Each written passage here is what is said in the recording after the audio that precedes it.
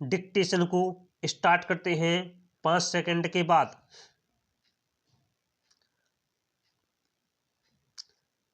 Start.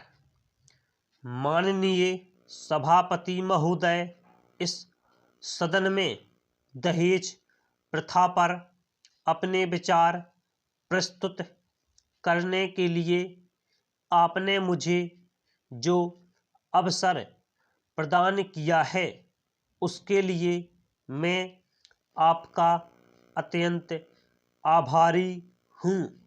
इसके लिए मैं आपको हृदय से धन्यवाद देता हूँ।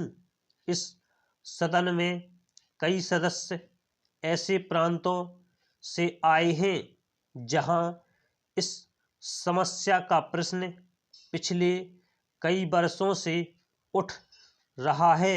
सबसे पहले यह प्रथा पश्चिम बंगाल में थी, जो अब धीरे धीरे अन्य कई राज्यों में भी फैल रही है और ऐसा लगता है कि प्रति वर्ष इसमें कुछ ना कुछ वृद्धि ही होती जा रही है।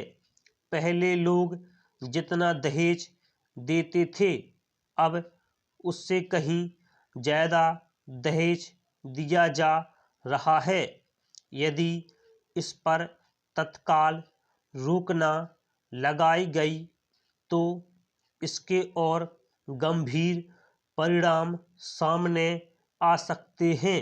इस प्रथा को रोकने के लिए सरकार को कड़े से कड़ा कानून बनाना चाहिए ताकि इस देश की गरीब जनता कर्ज के बोझ से निकलकर अपने बच्चों का पालन पोषण भली प्रकार से कर सके।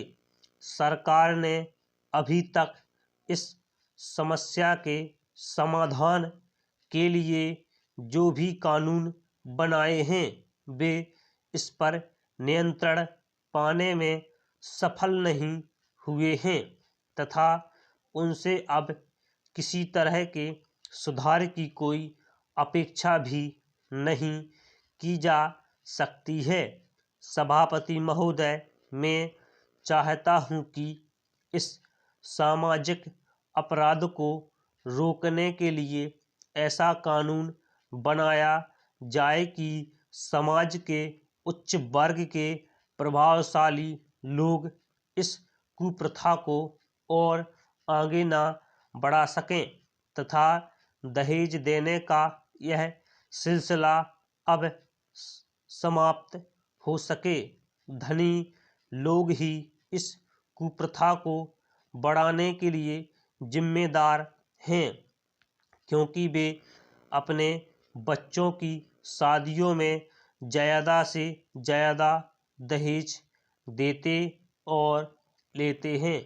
अच्छा तो यह होगा कि समाज के कुछ विशेष चुने हुए लोगों की एक ऐसी समिति गठित की जाए जो कि दहेज के लोभी लोगों पर नज़र रखे और दोषियों को सज़ा दिलाने में सहायता करें। महोदय, ऐसे बहुत से मामले मेरी जानकारी में हैं जिन पर पुलिस द्वारा कभी कोई कार्रवाई नहीं की गई है और इन मामलों में जो दोषी लोग हैं वे बिना किसी डर के स्वतंत्र रूप से घूम रहे हैं। ऐसे असामाजिक तत्वों को कठोर दंड दिए जाने का प्रावधान नए कानून में किया जाना चाहिए, परंतु कानून बनाने से ही हम इस सामाजिक बुराई को दूर नहीं कर सकते हैं। स्टॉप।